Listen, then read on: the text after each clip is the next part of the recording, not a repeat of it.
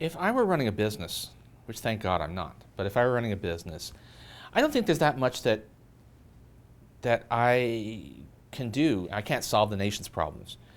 You can try to provide more security to your employees for their later years. But I think a large part is just making sure that people are well informed.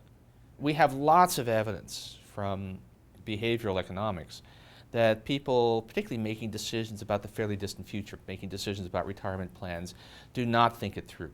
The notion that everybody knows what's best for himself is really not true when it comes to making decisions about retirement.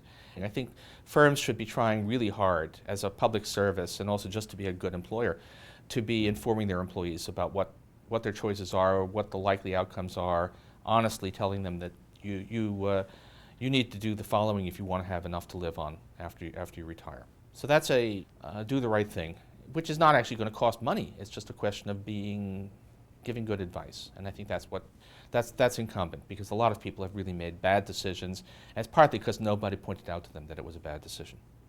If you're an individual thinking about retirement, the main things I would say is, first of all, it comes up on you faster than you can imagine.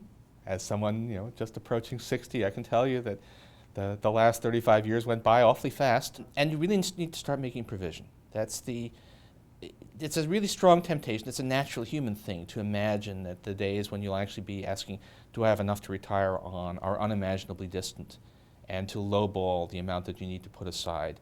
But it's a mistake. I've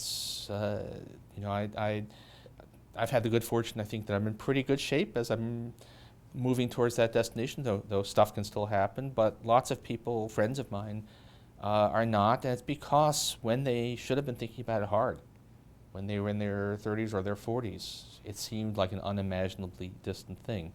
Put it this way, we used to, as a nation, have private savings rates. Households put 9 or 10% of their income into savings.